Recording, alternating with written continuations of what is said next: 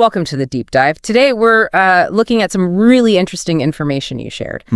It's an analysis of the most accident-prone vehicles in the U.S., specifically for 2024. Right, using data from Insurify and NHTSA, I believe. Exactly. And you brought this up because, maybe you're thinking about driving trends, perhaps even considering a new car. So we wanted to really dig into it. Yeah, see what the numbers actually say. And one of the first things that honestly kind of jumps out is the surprising number of electric vehicles, EVs, showing up near the top. It does make you pause, doesn't it? Makes you wonder if maybe drivers are finding them a bit harder to adjust to than, say, traditional gas cars. Could be. So, okay, let's look at the specifics. What's leading the pack here? Go on. Number one is the Kia Soul EV. Its accident rate is 15.1%. Wow, 15.1. That's a significant figure. It really is. Then next up, interestingly, is something different. The Mazda Speed 3 at 12.6%. Okay, so a sporty gas-powered car. Bit of a contrast there. Right. But then, number three, we're back to electric with the Chevrolet Bolt EUV at 11.8%. Another EV right up there. Yep. And practically tied with it, both at 11.7%, are the Jeep Wrangler Unlimited and the Volkswagen ID.4. And the ID.4 is electric, of course. Exactly. So 3 out of the top 5 effectively are EVs. That's a striking cluster. And I gather it's not just those few isolated models. No, not at all. If you look a bit further down the list, the trend, it continues. You've got the other Chevy Bolt, the EV, at 11.4%. Yeah. The Kia EV6 is on there at 10.8%. The Chevy Volt, a plug-in hybrid, but still electrified, 11.1%.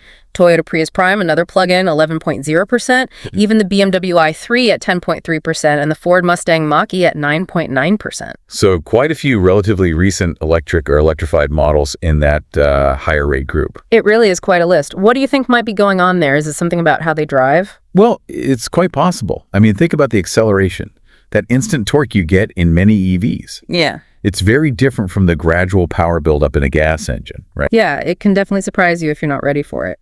Could lead to, unintended acceleration, perhaps. And then there's the braking. Oh, the regenerative braking. Exactly. That one-pedal driving feel in some modes, where lifting off the accelerator slows the car down quite significantly to recharge the battery. That takes some serious getting used to if you've driven conventional cars your whole life. Absolutely.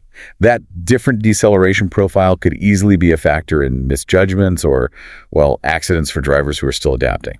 That makes a lot of sense. Okay, so shifting gears a bit, another group of vehicles that seems noticeably present with higher rates are the Jeep Wranglers. Ah, yes, the Wranglers. We saw the Unlimited version up high, but the data also shows older models like the YJ, the TJ, and the standard Wrangler also appearing. That's interesting. The fact that it spans different generations of Wrangler suggests it might be something inherent to the vehicle's design or typical use, perhaps. Like what? The off-road focus? Possibly.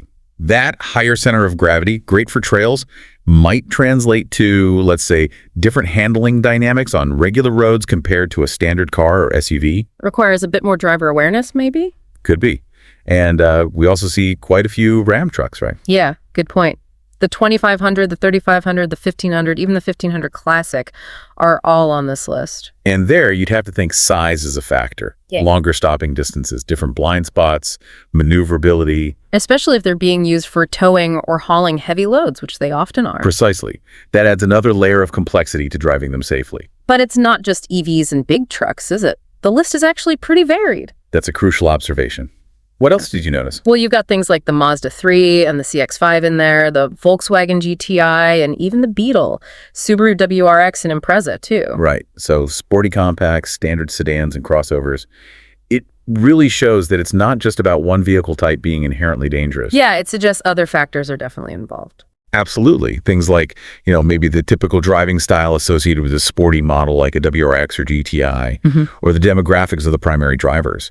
Even the environments where these cars are commonly driven could play a role. Urban versus rural, maybe? Could be part of it. Yeah. And it's important to remember, this is all based on that 2024 data from Insurify and NHTSA. It's a snapshot, really. A very specific snapshot in time. So, okay, pulling this all together, what's the big picture from this 2024 data? Well, I think it paints a really intriguing, maybe slightly unexpected picture.